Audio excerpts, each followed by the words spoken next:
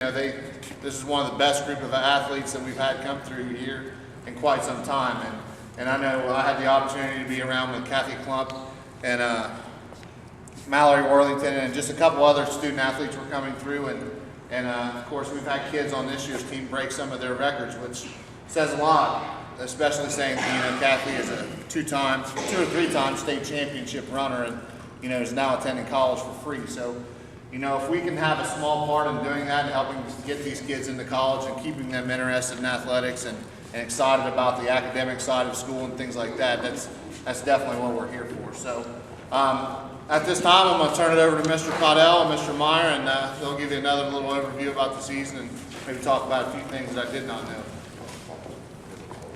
Yeah, you can go ahead and do that. You guys want to come up as I call your name? Grace. Katie. AW.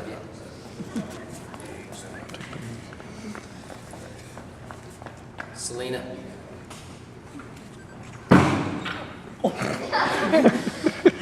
Crystal. Sadie.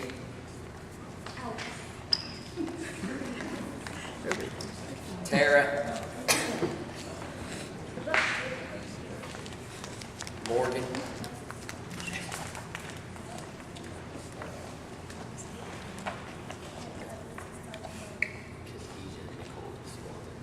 Shelby. Jamie. Khadijah, Nicole, come on up.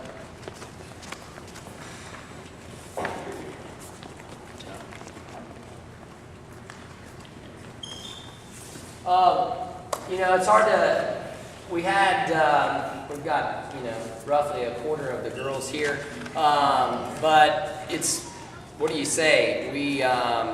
We ended up our regular season record 10-0. We beat everyone we faced in a dual meet or a tri meet, and then we took the invitational team to Summon Dearborn and walked out of there with the first place victory over some schools that are over twice our size. Columbus Central has over 800 students alone at their middle school.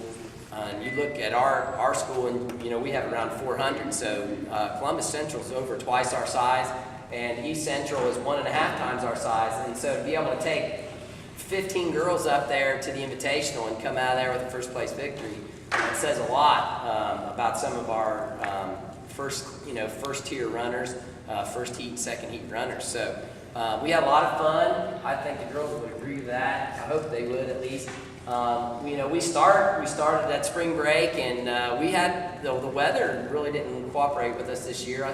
We would go from 70 to 30 from one day to the next, and so. But that's how track season goes. And we had practice in the building, and the girls get a chance to run the hallways, which is what they like to do anyway. Gives them an excuse to run up down the stairs and cause as much ruckus as they want. But apparently that training paid off.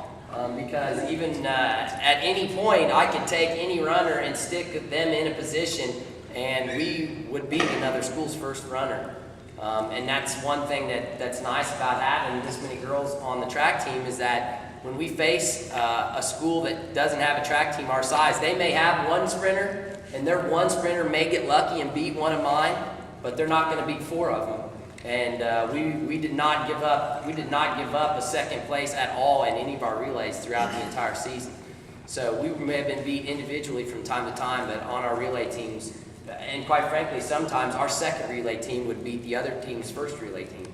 We'd have our girls would come in first and second before the other team's relay team would even place. Unfortunately, we don't get ribbons for both of those, but we do have that.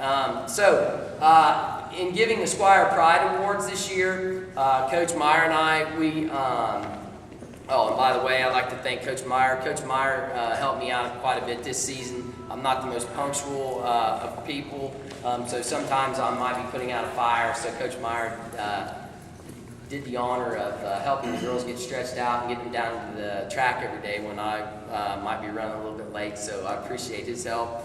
So anyhow, Coach Meyer and I, again, where Coach Meyer assists me, we broke down the scoring and just looked at which student athletes scored the most points for us.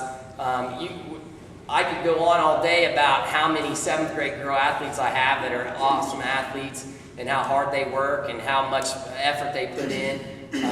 And I could probably have 10 Squire Pride Award winners. So that made it really difficult, especially when you have 50 girls on a team, to pick one 7th grade athlete and pick one 8th grade athlete.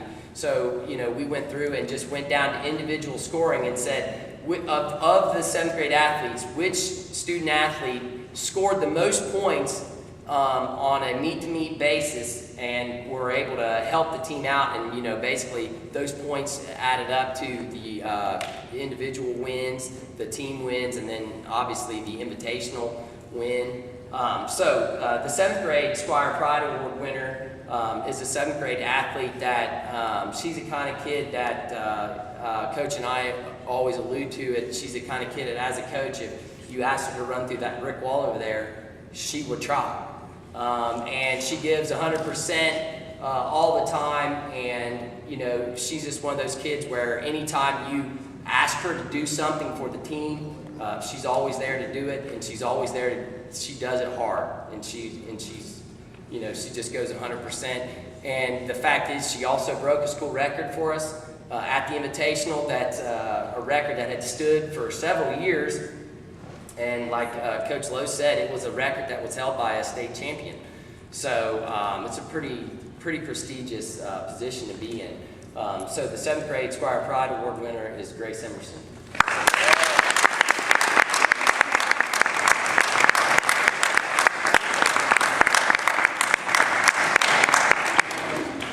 The 8th grade Squire Pride Award winner is another student athlete. She unfortunately is not here tonight, but she is a four event runner, and if you don't know what that means, she is in the maximum amount of events that she can be in every night.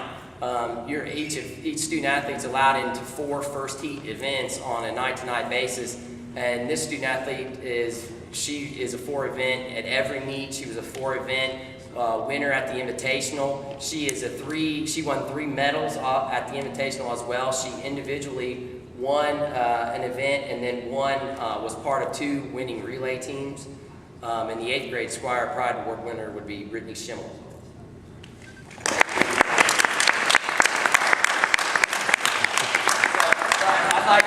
I'd like to thank the girls for coming out and making our season successful, and I'd like to thank the parents for being there and being supportive.